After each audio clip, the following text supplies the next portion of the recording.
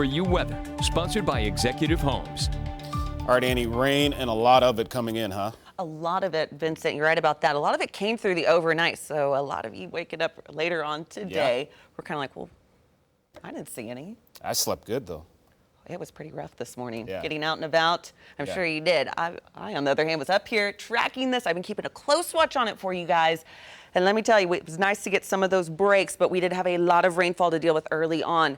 Now, the newer problem at this hour are some cells starting to fire up that are producing some severe elements. We're seeing about 50-mile-per-hour wind gusts, as well as the potential for some isolated hail cores with this. You could see those storms, they are trying to get organized, but they keep losing that momentum, so that is some welcome news as we're going through these evening hours. We do have our lead storm chaser out, Mike Scantlin, who is just north of one of those cells that did fire up in portions of central Wagner County, and that was bringing some issues. Mike, I see a little bit of a lowering going on. Can you tell us where you're at and what you're experiencing? Yes, ma'am. I'm on US 69 here just off of 412, and you can see this this was a little low precipitation supercell base that is now completely gusted out. So this was a left split from that earlier storm that did actually become rather intense and started to rotate. But, of course, as soon as I got to it, it died. And that's just the way it's going for me this year. But that's good for everyone that lives around here. You don't want to get hail and wind. But, you know, a surprise intensification of that storm just along that outflow boundary. But, you know, now back to the main flooding threat here as the new storms kind of come in overnight.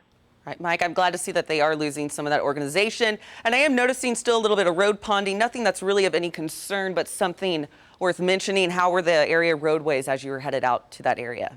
I had no problems here between here and the east side of Tulsa, but I'm sure to go 10 miles south, it's a much bigger story. Right. Well, thank you so much, Mike. We appreciate you being out there and giving us those live reports. They are helping us out quite a bit. And Mike was out early this morning talking about areas to avoid with this rainfall. Yes, a lot of this happened while we were sleeping last night.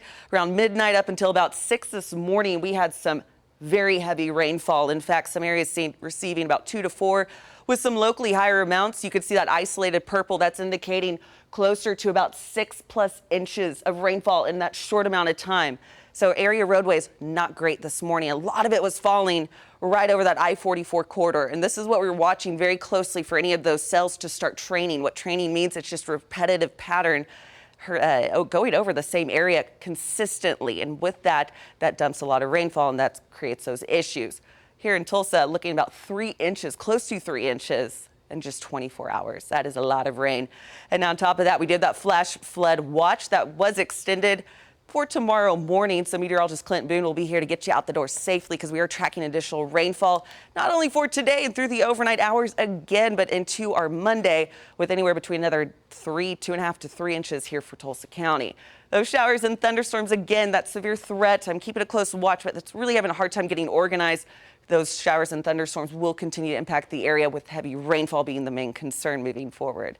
Let's talk about these temperatures. It's 84 here for Tulsa, feeling like 88 thanks to those breaks in that cloud deck. We're able to see some sun peeking through this evening. We will keep some isolated to widely scattered showers and storms. I'm not seeing anything widespread, but through the overnight, those chances will start to increase as we head into our Monday. So allow that extra time. Roadways will not be very pleasant tomorrow morning. 83 for tomorrow. We'll stay in those 80s with additional showers and thunderstorms. Still planning for the upcoming work week. Chris. Well, coming up